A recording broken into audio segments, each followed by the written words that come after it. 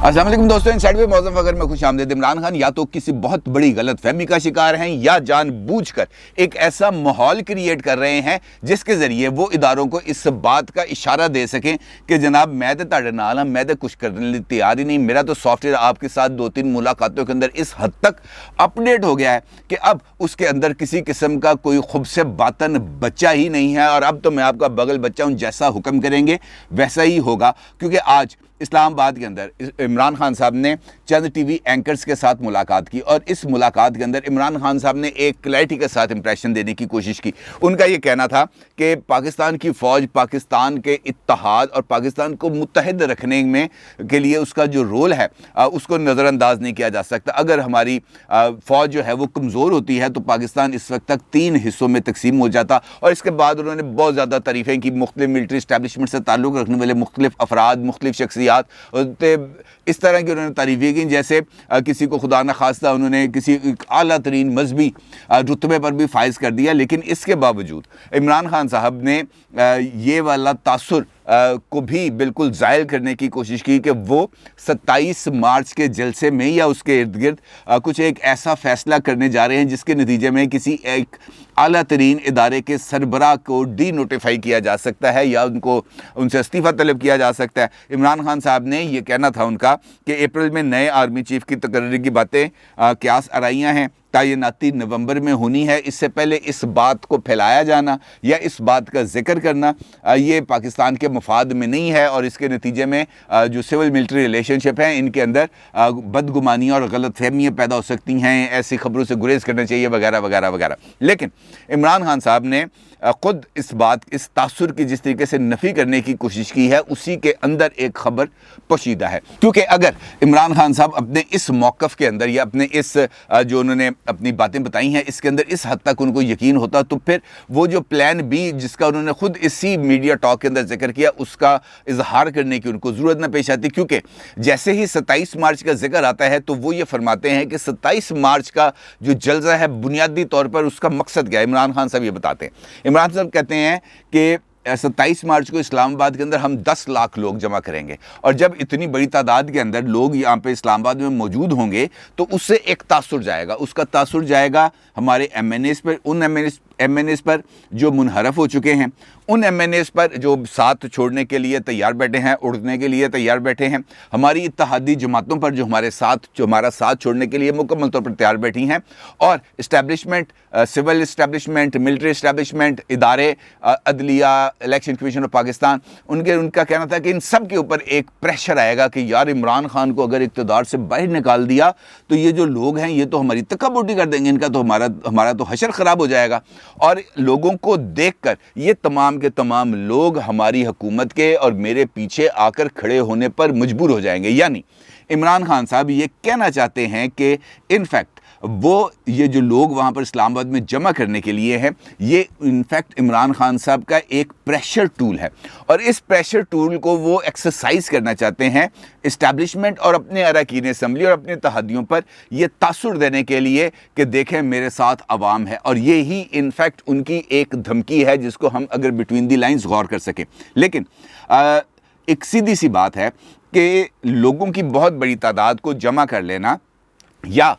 लोगों के ज़रिए, लोगों के एक जलसे के ज़रिए इस बात का तासुर देना कि मैं आपके लिए नागुज़ीर हूँ, बुनियादी तौर पर वो एक ऐसी गलती है या एक ऐसी गलत फहमी है जिसके अंदर या जिसके शहर के अंदर इमरान खान साहब मास पॉपुलैरिटी या लोगों को देख के उस शहर के अंदर जो बंदा जकड़ा जाता है ना, इस वक्त वो कैफियत आ गई। क्योंकि अगर ऐसा होता है तो फिर ये जो फैसले हैं ये सड़कों के ऊपर जलसों के अंदर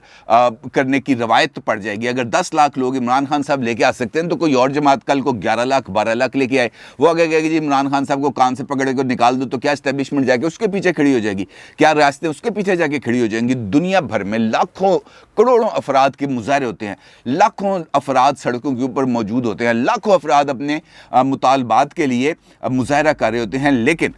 उन मुजाहरों का नतीजा ये नहीं है कि वहाँ की हुकूमतें या वहाँ के इदारे लोगों के मुतालबात या लोगों को सड़कों पर देखकर अपने बुनियादी अफ़ाल से पीछे हट जाएं, अपनी जिम्मेदारियों से ओहदा बरा ना हो। और जिस वक्त इमरान खान साहब ये बात कर रहे हैं, उसी वक्त वो खुद बहुत सारे फैसलों की, बहुत सारे आइनी इदारों के फैसलों की या उनके इंतबाहों की को नज़रअंदाज करने के मुर्तकिब हैं। मैंने आपको लास्ट वीडियो में बताया था कि आज इमरान खान साहब ने मानसरा में गए और मानसरा में जाके जलसा भी किया, और ये जलसा भी उन्होंने इलेक्शन कमीशन के रोकने के बावजूद किया। और अब तक वो कम से कम 3 से 4 इस इलेक्शन कमीशन ऑफ पाकिस्तान के कवायद की खिलाफ वर्जियां कर चुके हैं, और कम से कम 3 मरतबा 50-50 हज़ार रुपए का जुर्माना भुगत चुके हैं, लेकिन वो अपनी इस रविश से बाज नहीं आ रहे। लिहाजा ये कहना कि लोगों को जमा करना इस्टेब्लिशमेंट को और अरकान असम्बली को या इत्तेहादियों को दबाव में लाने की कोशिश है, तो इस नज़रिए को तस्लीम नहीं किया जा सकता। दूसरी जानिब इमरान खान साहब जो ये कहते हैं कि मैं लोगों को बुलाऊंगा, और लोगों को बुलाने के बाद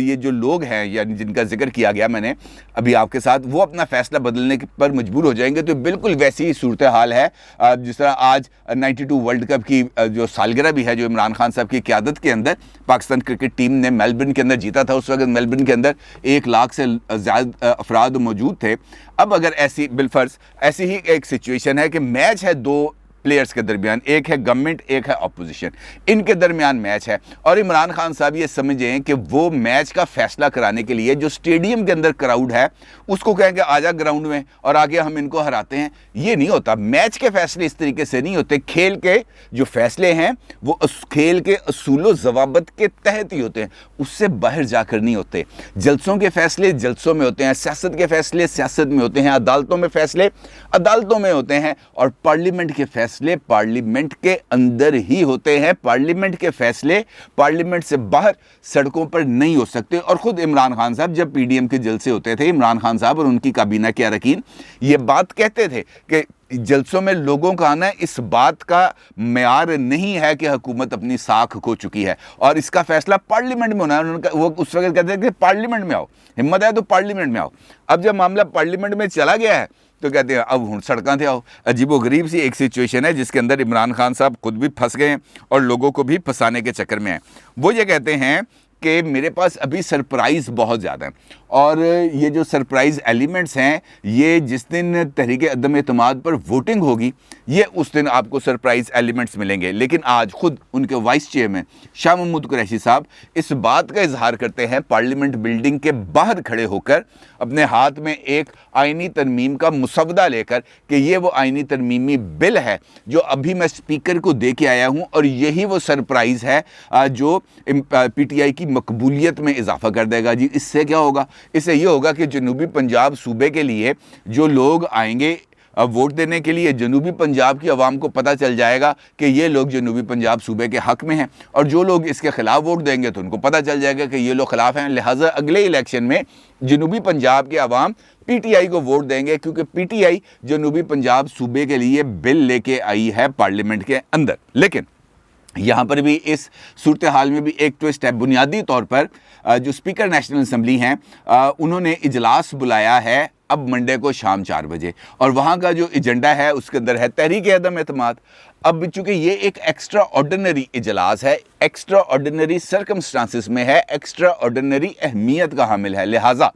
सवाल तो ये भी है कि क्या इस इजलास में आइनी तरमीमी बिल भेजा जा सकता है, क्योंकि ये एक 1 पॉइंट एजेंडे के तहत बुलाया गया इजलास है। इजलास बुलाया भी अपोजिशन की तरफ से गया है, और इस इजलास का एजेंडा भी अपोजिशन की तरफ से दिया गया, यानी तहरीक अदम एतमाद। 1 पॉइंट एजेंडे पर कॉल किए गए इजलास के अंदर आइनी तरमीमी बिल पेश किया जा सकता है या नहीं, या ये सिर्फ पीर वाले दिन भी तहरीक अदम एतमाद को साइडलाइन करने की एक हुकूमती कोशिश है, ये भी अब एक बहुत बड़ा सवाल है। दूसरी जानिब इमरान खान साहब कहते हैं कि तहरीक अदम एतमाद की मुझे कोई परवाह नहीं, मैं इक़्तिदार में रहने के लिए नहीं हूँ, मैं हुकूमत छोड़ने के लिए भी तैयार हूँ, लेकिन दबाव में नहीं आऊँगा, आखिरी गेंद तक मुकाबला करूँगा, इस्तीफ़ा नहीं दूंगा। और साथ वो ये कहते हैं कि चौधरी निसार साहब से मेरा बड़ा पुराना ताल्लुकात है, उनके साथ मुलाकात होती रहती है, अपने मुस्तकबिल का फ़ैसला उन्होंने खुद करना है। अब पिछली दफ़ा जब उनकी मुलाकात हुई थी सुप्रीम कोर्ट की बीट कवर करने वाले रिपोर्टर्स के साथ, तो उस वक्त इमरान खान साहब का ये कहना था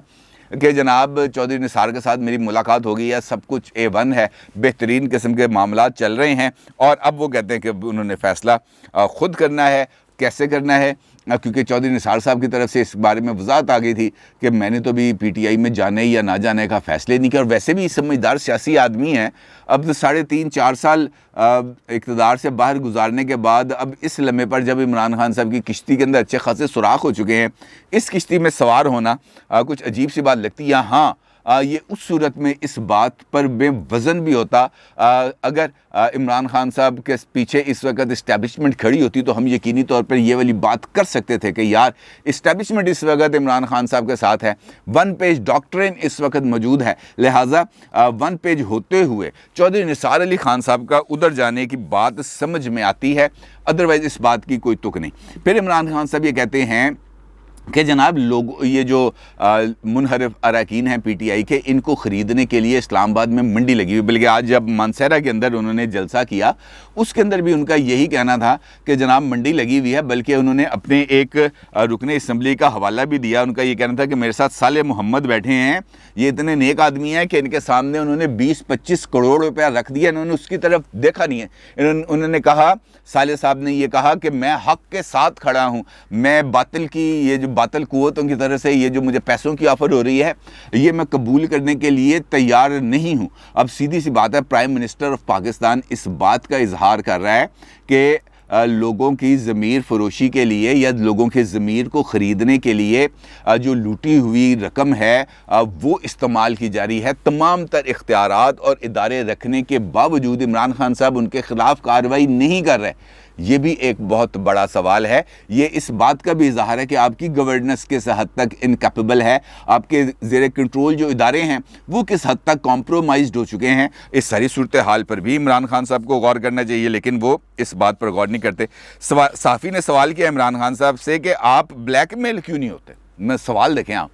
तो उस पर इमरान खान साहब का ये जवाब था कि मसला मेरी ज़ात का नहीं है, मैं इसलिए ब्लैकमेल नहीं होता कि हर हुक्मरान जमात से लोग नाराज़ होते हैं, वज़ीर ना बनने वालों की नाराज़गी होती है, और जब ये इक़्तिदार रहता है तब तक नाराज़गियाँ रहती हैं। और मैं अपोजिशन का शुक्रगुज़ार हूँ कि उन्होंने मुझे ये मौका फ़राहम कर दिया, तहरीक अदम एतमाद पेश कर दी, और इस तहरीक अदम एतमाद के नतीजे में मेरी पार्टी आज फिर उस लेवल पर चली गई है जो आज से 5 साल पहले धरने के मौके पर थी। और धरने के मौके पर होने का मतलब ये है कि उनका ये कहना था कि उस वक्त मेरी पॉपुलैरिटी ग्राफ बहुत ऊंचा था, और फिर हुकूमत में आने के बाद ये पॉपुलैरिटी ग्राफ नीचे आ गया, महंगाई की वजह से, बेरोज़गारी की वजह से, इनकॉम्पिटेंस की वजह से। लेकिन अपोजिशन की इस मूव की वजह से मेरा जो पॉपुलैरिटी ग्राफ है वो फिर बहुत ऊपर चला गया, और अब मैं अनस्टॉपेबल हूँ, मुझे कोई रोक नहीं सकता, अनबीटेबल हूँ, मुझे कोई हरा नहीं सकता। चाहे सियासी मैदान है, चाहे इंतखाबी मैदान है, चाहे तहरीक अदम एतमाद है, पार्लियामेंट का मैदान है, कोई किसी जगह पे मुझे कोई नहीं अब रोक टोक सकता। मेरे पास अब दोबारा वो एनर्जी आ गई है जो 3.5 साल, पौने 4 साल इक़्तिदार में रहने के बाद से वो एनर्जी ख़त्म हो गई थी। अब फिर यहाँ पर भी एक कॉन्ट्रडिक्शन है